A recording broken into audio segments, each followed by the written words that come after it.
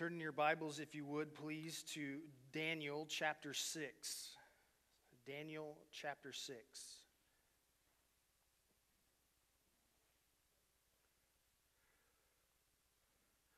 So as we continue in this series called Plugged In, we're going to look at, as we're looking at prayer, last week we looked at the position of our hands and how critical really the tide of life's circumstances hinge on the location of our hands, and how we need other people to come around us and to support us and to also be that support system that lifts up our hands in the time that we're weak. And so we looked at that last week with Moses. This week we're going to look at a young man who begins the book of Daniel as a young man. We'll look at him and he'll be a little older. But one of the questions that we want to look at today is how disciplined should a person be when it comes to prayer? How disciplined should a person be when it comes to prayer? Is it something that we should be doing like every second of every day? Is it something that we should have a scheduled time that we do? Is it something that should be done a certain amount of times during the day? Is there custom that we need to carry out? Is there a ritual? Do we need to say certain things when we pray? Or is it just a conversation? Those are just some of the questions we're going to look at throughout this series. But today, how disciplined should we be in prayer? Today we're going to look at a person or a man who is 85 years of age. I said he was a young man, remember, 85 years of age. I'll take my brownie points later. His name is Daniel. As a young man, he is kidnapped from Jerusalem and he is taken captive. He is taken captive into a foreign land. But despite being taken into a foreign land, Daniel decided that he wasn't going to let this hold him back. It wasn't going to keep him from being the person that God created him to be. No, instead, he decided to pour even more of his life into his relationship with God. Because he believed that because he was separated from the land that he was from, this sacred land of Jerusalem, that he needed to have an even deeper connection with his God. And so he poured into his relationship. Daniel decided to live out his faith in whatever position he found himself in this foreign place, in this foreign culture. He said, you know what? I'm going to lay everything I am. I'm going to put all of my faith in God, and I'm not going to lay down my faith for anybody. So he finds himself in a land that is actually a godless environment. They worshiped many gods, but not the God, not Yahweh, not the Messiah God that was to come. And so Daniel finds himself in a foreign culture, and he willingly accepts every position that comes his way. Every job that he is given, he willingly accepts that job. And what he does is he says, no matter what job they give me, I am going to do my best at it. I am going to put all of my abilities, all of my gifts and talents, whatever I can, I'm going to pour into it, and I am going to honor God with what I do. He set out with a mission. He said, I want to work in a way that makes people look at me. I want to work in a way that makes people notice and ask, who are you doing this for? Why are you working like this for? You see, all the other captives that were taken away from Jerusalem, they didn't want to help out their captors. They didn't want to help their society grow. They wanted to be in their own place. They wanted to be in Jerusalem. So they set out to do anything they could to make their oppressors fail. But Daniel said no. He's like, this is my job. I'm going to honor God in the work that I get. Before long, his career takes a turn, and he finds himself in the political arena. Because of how hard he works in the political arena, and because he poured so much into his relationship with God, Daniel finds himself climbing the political ladder, even as a foreigner, as an outsider in this culture. He found himself climbing the ladder.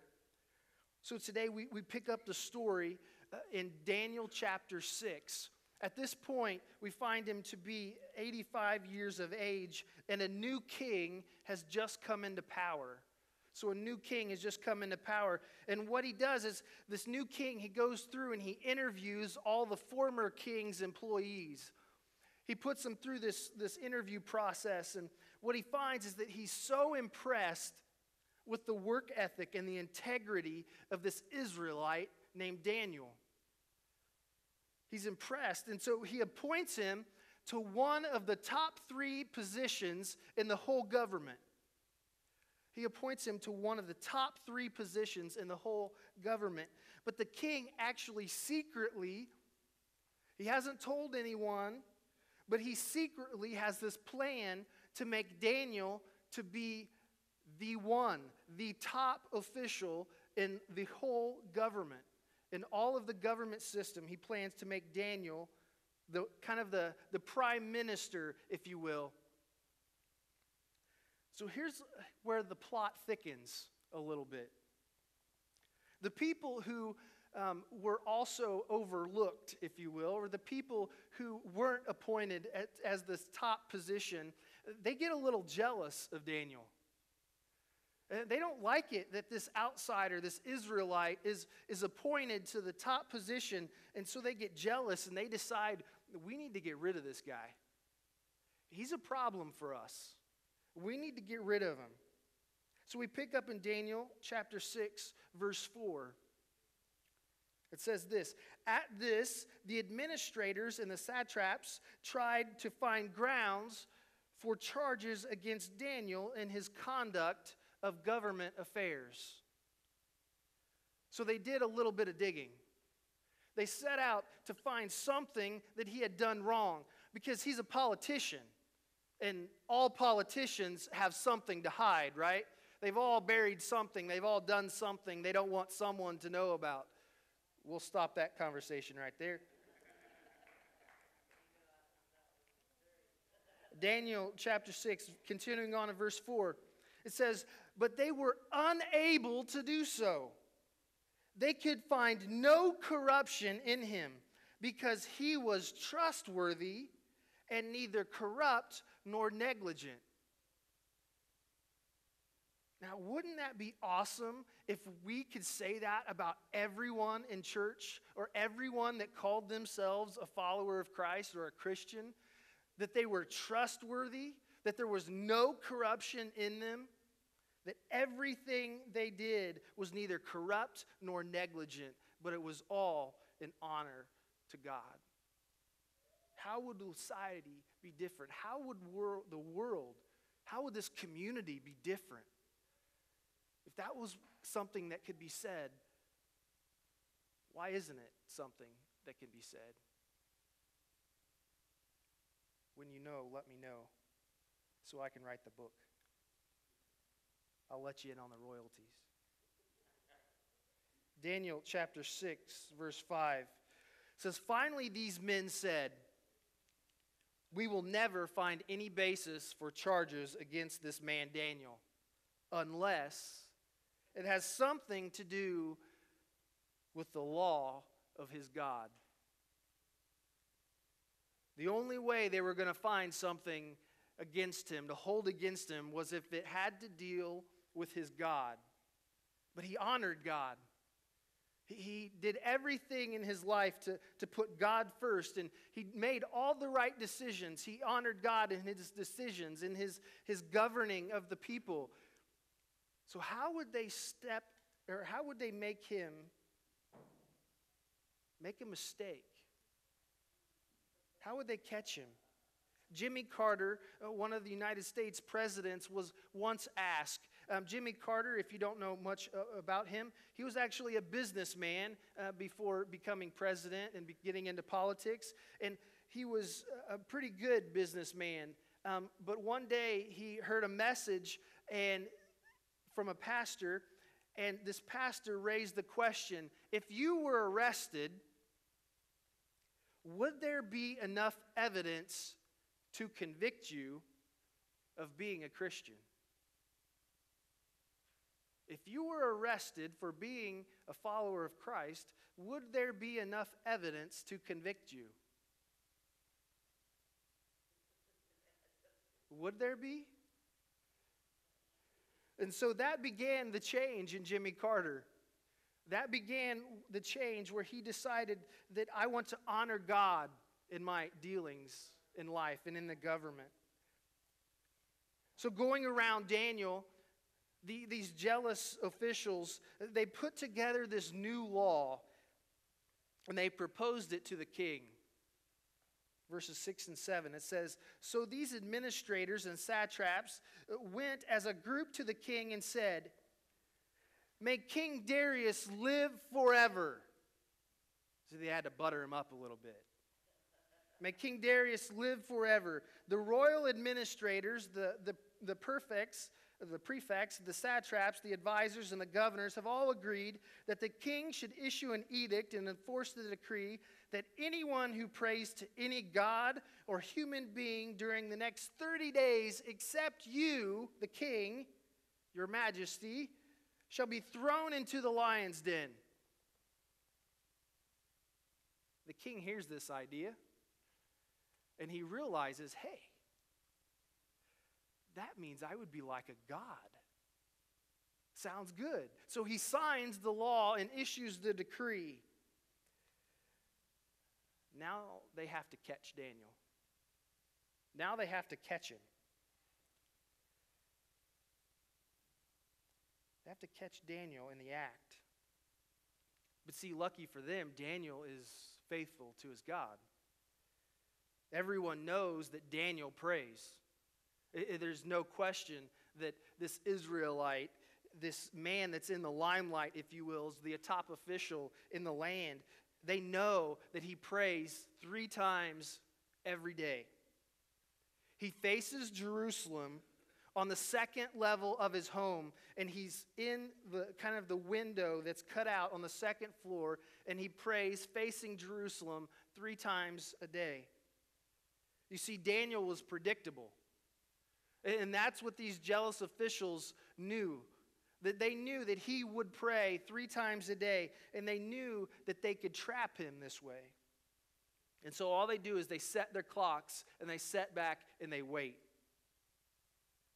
So Daniel learns about the new law. He learns that the king has put this edict into law, and that he has some thinking to do. You see, because if Daniel was like any of us, I'm sure he thought to himself, what are my options? We've all got options, right? So what are my options here? What could he possibly do? First, he could just skip prayer. He could just skip his usual prayer time. I mean, he could just say, hey, I'm going to skip praying for the next 30 days. I mean, God has got me to this point where I'm a top official in the land. You know, surely God would want me to just not pray for 30 days so that I could live longer and bring more glory to him. That sounds great, right? I mean, I'll just take a 30-day vacation, and, you know, God will want his kingdom to be even bigger, so he won't let anything bad happen to me, and he'll be okay with that. That's an option. He could have prayed to himself in the streets. He could have just walked through as he was doing his business and going into talking to other people, and as he was walking to work, he could have prayed doing things that way. He could just pray to himself in his head, right? That's another option. He could lay downstairs on the couch. I kind of like this option. He could lay downstairs on the couch on the lower floor, and he could pretend he was taking a nap. I mean, he could do that, right? I mean, I like that one. You just lay down and take this nap sounds really good right now, by the way. But he could grandstand. He forget going down to the first floor. He could go up on the top floor of his home, stand on top of the roof, and pray this really loud prayer at the top of his lungs, and just making the king and his other officials look like idiots for putting this law into plan. He could just grandstand and just kind of make them look bad. So Daniel has options.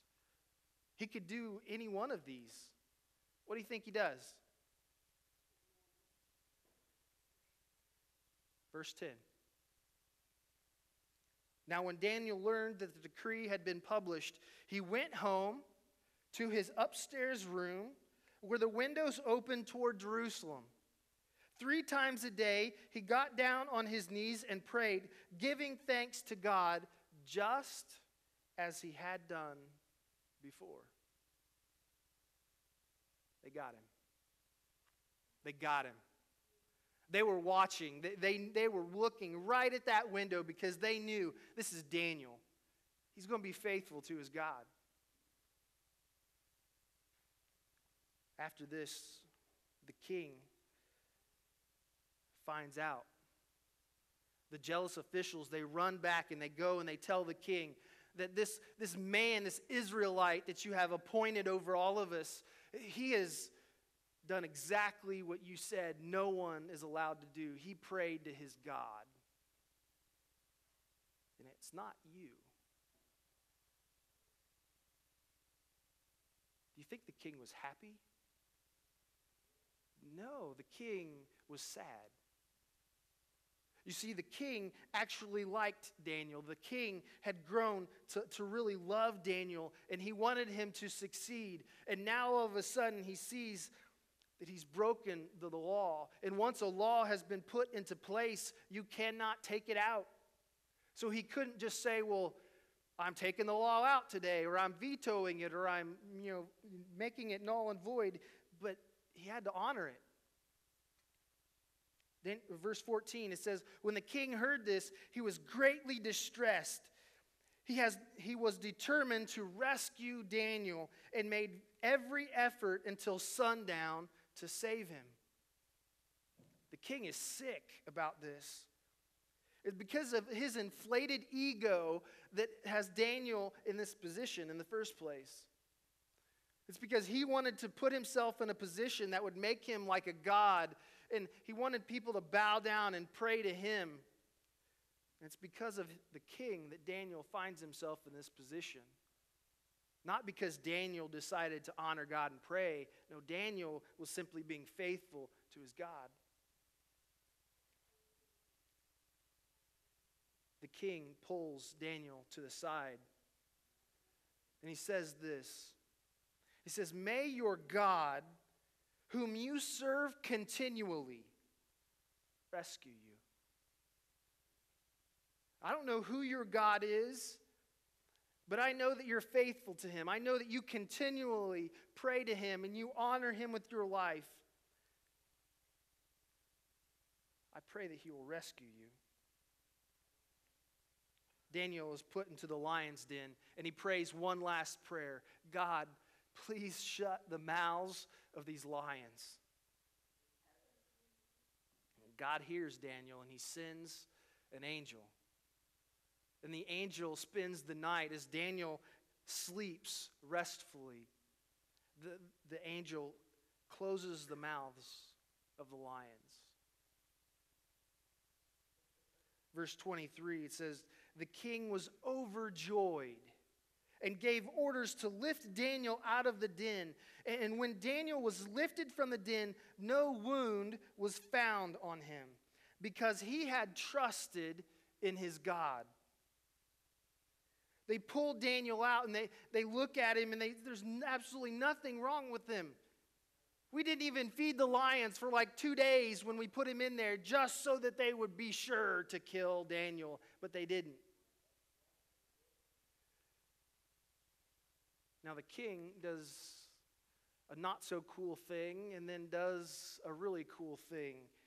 The first thing the king does is he decides that he's going to pay back these jealous officials, and he takes all of the officials that came up with this law in the first place that tried to trap Daniel. He takes them, not just them, but he takes their families and throws them into the lion's den. This time they weren't so fortunate to have an angel shutting the hungry lions' mouths. They didn't make it. But then the king says this in verses 26 and 27. He issues another decree. He says, I issue a decree that in every part of my kingdom, people must fear and reverence the God of Daniel. For he is the living God, and he endures forever. His kingdom will not be destroyed. His dominion will never end. He rescues and he saves. He performs signs and wonders in the heavens and on earth. He has rescued Daniel from the power of the lions. This was a pagan king. This was not a God-honoring, a God-worshiping follower of Christ. This was a pagan man. And now he's saying, no one is allowed to pray to anything else, no idols, no other gods, but you're to fear and to give reverence to God that Daniel worships.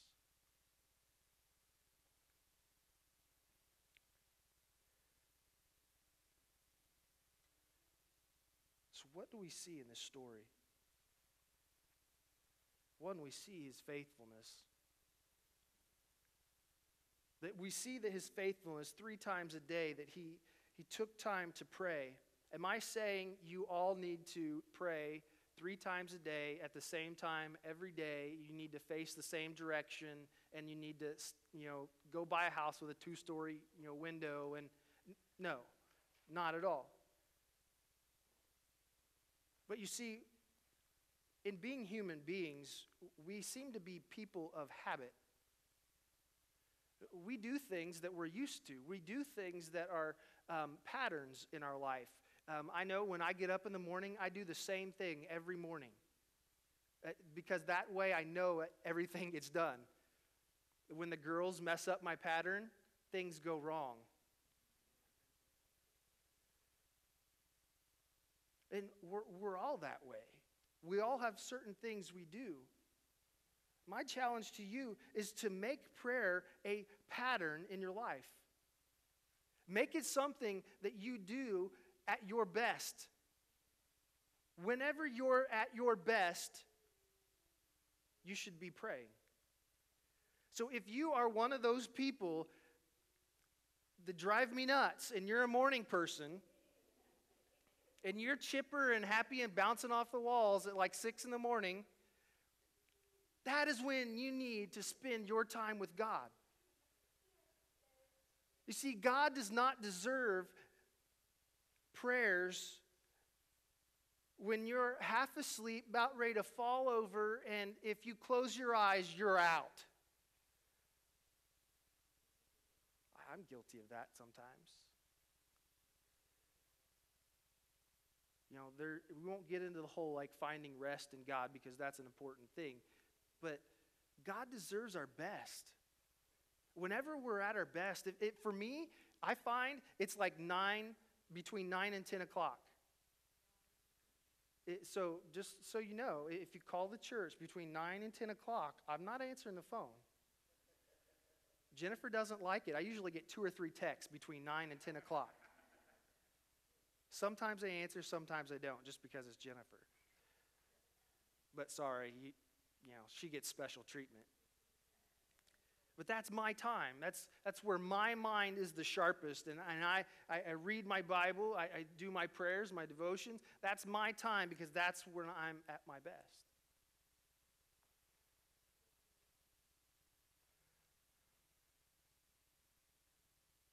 I want to show you this video. I've debated whether or not to show it, just because it's 9 minutes long. But it's important, so I want you to see it, because some things are just said better when it's said by the original person who said it. And so I want you to hear this message. This is from Bill Hybels. He is a senior pastor at Willow Creek Community Church in South Barrington, Illinois. But go ahead and watch this video.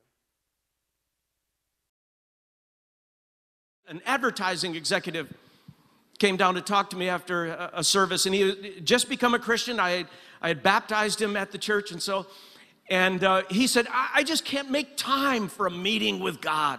He said, you have no idea what it's like to commute downtown every day, and you live in a different world. I just can't fit that kind of thing into my life. And I remember looking at this young guy, hard-charging young guy, and I said, here's my experience, and I'm not, I'm only like 24 years old, so there it is. I said, I've always been able to make time for stuff I value. Just how my life works. If I value something, I'll make time to experience it. If I don't, I won't. And I'm making time for a meeting with God in my life. You do it any way you want. And he wasn't too happy with me that day, I don't think, and I didn't see him for a while. And then afterwards, I saw him many months later, and when he came down to talk to me, his countenance was different. He felt different. His conversation was different. And he invited Lynn and me. He and his wife invited Lynn and me to go over to their house for dinner. So we accepted. He lived right in the area. And so we go over to their house, and as we're kind of just having some appetizers beforehand, he takes me over to a rocking chair. And he says, you know how you challenged me to have a meeting with God and to make the time? He said, I love rocking chairs, so I bought a good one. And you said that maybe if you're going to make this repeatable and enjoyable, you should look at some scene or vista that you enjoy looking at. And he said, I've got a little backyard here, and I love looking over the backyard. So he said, I just bought this chair, and I put it at my favorite window where I can overlook the backyard. And he said, I got up a half hour earlier, 15, 20 minutes, half hour earlier each day, the last several months. I sit in the chair, I have a cup of coffee, and he goes, I read God's word. I try to make sense of it. I ask him to speak to me by his word. Then I meditate on it, reflect it, apply it to my life. Then he said, I write some thoughts down in a journal, and I pray. I pray that I will be more aware of his presence in my life. And I said, how's that going for you? And his wife jumped in and said, I'll tell you how it's going for him. He's a changed guy. What happens to him when he sits in that chair has changed him. He's more centered. He's a more gentle and loving man in our marriage and to our children. I was very impressed with this, that he could show me his chair, that he had taken the time, that he had fashioned a meeting with God that he looked forward to, because he liked the chair, he liked the view, he liked the coffee, he was a morning guy, and he fell into this pattern. Many months later, I had coffee with him one time, and he said, I'm thinking about leaving my job in advertising. He said, I think I'm done with that. I said, where'd you get these ideas? And he said, well, in my meetings with God in the chair. He's been putting those thoughts in my mind. I said, what are you going to do? And he said, well, maybe I'll just help you build the church. I said, well, no one's getting paid around here, you know. And he said, well, I've done pretty well in advertising. I can hold on for a while, and maybe if the church grows, you know, then maybe they can help me and my family in some way. And I said, well, you better go back to that chair and see if God's really in this, because I don't want to take responsibility for your life and all this. And he said, okay, I will, and came back about a month later, and he said, you know, I gave notice at work, and if it's all the same to you, I'm just going to help you start building the church. You pay me what you can, but it's not a concern of mine. And this guy joined our staff, and I'm telling you, he was a hardworking, energized, joyful, industrious individual that really, really helped our church and was on our staff for many, many years. One of the best staff members in the early days of the church. Then one day he comes into my office and he said, you know, I still do that meeting with God in that chair, that rocking chair. And he said, God's been stirring in my life, in my meetings with God. And he said, a friend of mine's starting a brand new church in Colorado. And I think I'm going to pack my family up and move to Colorado. I said, can they support you? He said, no, I'm going to have to go back into the marketplace and make some money because they can't afford anything. And I said, are you ready to do that? And he said, every morning I talk to God about it. And he said, I'm really fired up about it. So we said goodbye to him, and he packed his family up, and he went out, and he went back into advertising, made a lot of money, and gave most of it to the startup church. And it became a fantastic church. And then in that same chair that he moved out to Colorado, sitting at a window in the morning like he had done for many, many years now, he processed a bad medical report he got from the doctor that cancer had come his way. And he kept working, and he kept supporting that church, and he got sicker and sicker. It was a very fast-spreading kind of cancer. And then he was hospitalized, and one of the great losses he felt when he was in the hospital is that he didn't have his chair. And he died quite soon thereafter, and I did his funeral in Colorado. And I was talking to his widow, his wife, at the funeral reception afterwards. I said, that was something about that chair, wasn't it? She said, his whole life changed in that chair. I said, what are you going to do with the chair? And she said, we are going to pass that chair on to our children and on to our grandchildren in the hopes that someone would sit in it like Tom did and have their life transformed. Simple question, gang. Where's your chair? Where do you meet with God? Where do you reflect on His Word and open yourself to His power? Where do you become aware of His presence in your life? Where is that? And some of you go, well, I don't have a nice backyard to look out on. It doesn't work for me. The thing about the unlimited presence of God is that you can meet with Him anywhere. Your chair can be anywhere. When Len and I first started taking our summer study breaks in South Haven, that little town on the other side, we rented a one-bedroom cottage in the summer times, and so it was chaos with 2 kids in that cottage. So I would leave and I would go to the Burger King in the morning for 30, 40, 45 minutes, sometimes an hour. First booth on the right when you come in the door, Main Street in South Haven. I did that little practice for 9 years. Fiberglass booth in a Burger King. I made some of the most important ministry and personal decisions in my life. Fiberglass booth in a Burger King. To this day, when I drive by that Burger King, I look at it and I go, man, God met me there. There's a carpenter in this church that meets with God every morning in the front seat of his pickup truck, brings a thermos of coffee and his Bible. Half hour before the construction starts, he just sits in the front seat of his pickup truck, absorbs the Word of God, meets with God, surrenders himself with God, to God, asks for direction in his life. A young mom that I know goes to Starbucks whenever she can. Corner table, meets with God. Where's your chair?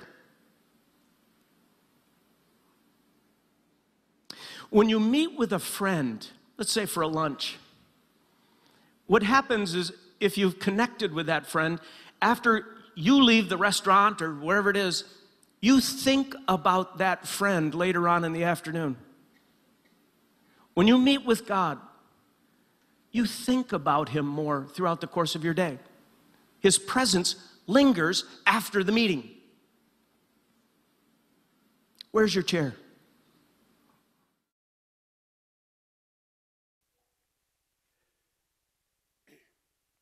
A couple of things he said. I hope you heard them. The first one is we tend to do the things that we make a priority. If it's important to us, we tend to make sure it happens, right? So if it's important to you, if your relationship with God is important to you, if it's important to you to be the man or woman of God that you were created to be, then your time with God will be a priority. It will be a priority that says, when my phone rings, I don't care. That's not important right now. What's important right now is my time with God and me investing in my relationship with my Creator, with the God who loves me and gave His life for me.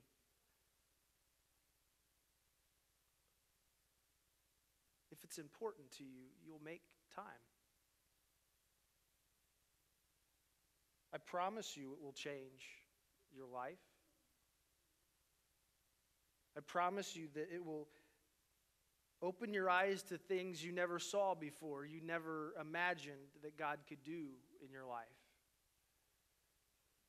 If we simply open ourselves up to Him and make Him a priority. It doesn't have to be any specific place,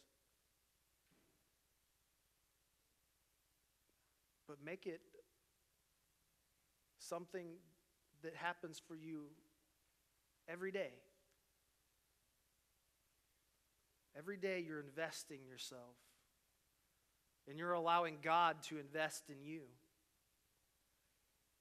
I love the comment that he says towards the end there, where he says, you know, when you meet with someone and they're gone, and later throughout that day you tend to think about them. That person is fresh on your mind. That person is right there because you've had a connection with them lately. Well, when God is able to be on your mind, you tend to make better decisions because you make the decision through the filter of, I'm a follower of Christ. What's the best decision? We tend to think about God, and we tend to see other people as God sees them rather than just simply how we see each other. My prayer for you is that you will find that chair. Find that place for you that can be that sacred space. That space where you can tell, if you have a crowded house and there's so much going on, you tell your family that when I'm sitting in this chair at this time, leave me alone. Don't come ask me for anything. Don't interrupt me. Don't expect me to answer the phone. When I am here, I'm with God. I love you to death, but you can wait. This can't. I